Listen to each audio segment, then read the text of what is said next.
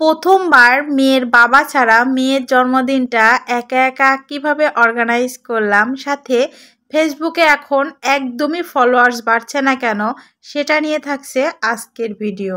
Hello everyone, আমি তৃপ্তি। আমার নতুন একটি ভিডিওতে সবাইকে স্বাগত জানাচ্ছি। আশা রাখছি যে যেখান থেকেই আমার এই ছোট্ট ভিডিওটি দেখবেন সবাই ভালো আছেন, সুস্থ আছেন। গত 24শে মার্চ ছিল আমার মেয়ের জন্মদিন, যেটা আপনারা আমার গত ভিডিওতে জন্মদিন ব্লগের ফার্স্ট পার্ট দেখতে পেয়েছেন। সকাল থেকে মেয়ের পছন্দের রান্নাবান্না কিভাবে করে মেয়েকে দিয়েছিলাম, আর এই ভিডিওটা শুরু করছি দুপুর থেকে।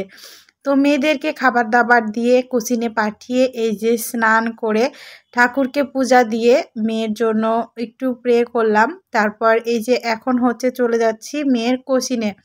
তো ওখানে মেয়েদেরকে কোচিং থেকে নিয়ে তারপর হচ্ছে কেক আনতে যাব এবং মেয়ের জন্য একটা গিফট কিনবো। তো আমার মেয়েটার ঘড়িটা কয়েকদিন ধরে নষ্ট হয়ে গেছে, ও বলছিল যে একটা ঘড়ি কিনা লাগবে। তো আমি ভেবেছিলাম যে আমি আর কি মানে লুকিয়ে ঘড়িটা কিনে ওকে সারপ্রাইজ দেব কেক কাটার সময়, কিন্তু অবশেষে ওদেরকে নিয়েই যেতে হলো, কারণ আমি একদমই সব কিছু সেরে সময় করে উঠতে পারিনি। আমার এদিকে কাজ সাথে সাথে ওদের কোচিং ছুটি হয়ে যায়, যার কারণে একবারে ওদেরকে কোচিং থেকে নিয়ে তারপর এই যে একটা ঘড়ি কিনে নিলাম ওর পছন্দ মতো। তারপর সেখান থেকে এই যে কেকের দোকানে চলে আসলাম। আমি এর আগে কখনোই আমার মেয়ের মানে আমার যে 3টা মেয়ে কোনো জন্মদিনের বার্থডে কেক কিনিনি, সব সময় ওর বাবাই নিয়ে আসে।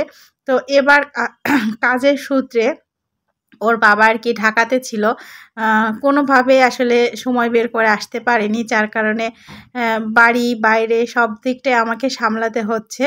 তো ও আর কি আমাকে বলে দিল যে ওই কেকের দোকানটা আমার বলা আছে, ওখান থেকে নিয়ে আসো। তো নিয়ে আসলাম। তো এই যে মেয়ে তো বাসায় এসে মহা খুশি, কারণ তার বান্ধবীরা, টিচাররা, তারপর সবাই তাকে অনেক গিফট করেছে। আর বাচ্চারা কিন্তু এই গিফটগুলোর জন্যই মনে করে জন্মদিন জিনিসটা কত মজার, তাই না?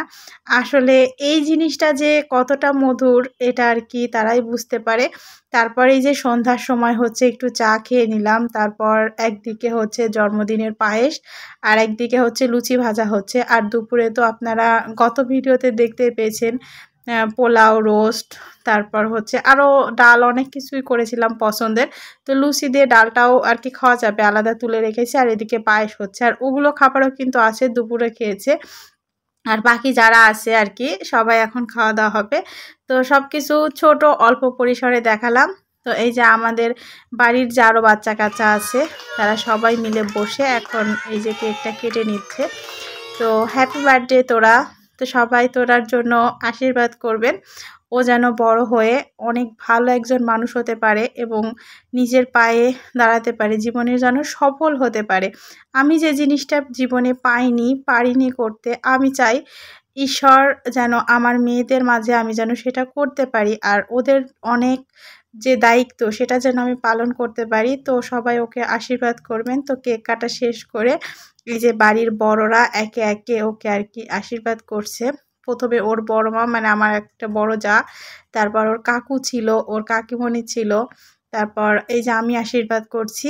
এরপর একে একে আর কি ছোটরাও মজা করে ওর জন্য এক একটা গিফট কেউ বানিয়েছে। তো সব কিছু মিলিয়ে ওর বাবা না থাকলেও আমি কিন্তু সবটা বেশ ভালোভাবে ম্যানেজ করতে পেরেছি। তো এখানে আর কি শান্তি। আর দিন শেষে যে এই যে ওরা খুশি, অনেক মজা পেয়েছে, এটাই বড় প্রাপ্তি। তো যাই হোক, ভিডিও শুরুতে যে কথাটা বলছিলাম, ইদানিং কিন্তু তেমন আর আগের মতো ফেসবুকে ফলোয়ার্স বাড়ছে না। এটার কারণ আমি বুঝতে পারছিলাম না। তো সেদিন আমাকে কমেন্টে একটা আপু লিখেছে যে যাদের নাকি 10,000-এর নিচে কম ফলোয়ার, তাদের নামের পাশে যে ফলো লেখাটা আগে দেখাতো সেটা এখন আর শো করছে না, যার কারণে কিন্তু ইদানিং ফলো আসাটা একদমই কমে গেছে। তো আমাদের মতো যারা নতুন কন্টেন্ট ক্রিয়েটার, তাদের তো কাজ করাটা আরও অনেক বেশি কঠিন হয়ে গেল। আরও বেশি অ্যাক্টিভ থেকে সবাইকে কমেন্ট করে এভাবেই ফলো বাড়াতে হবে। তো যাই হোক, এই ছিল আমার মেয়ের জন্মদিনের ছোট পরিসরে ঘরোয়াভাবে আয়োজন। তো সবার কেমন লাগলো কমেন্টে জানাবেন, আর সবাই ওর জন্য অনেক অনেক বেশি আশীর্বাদ করবেন।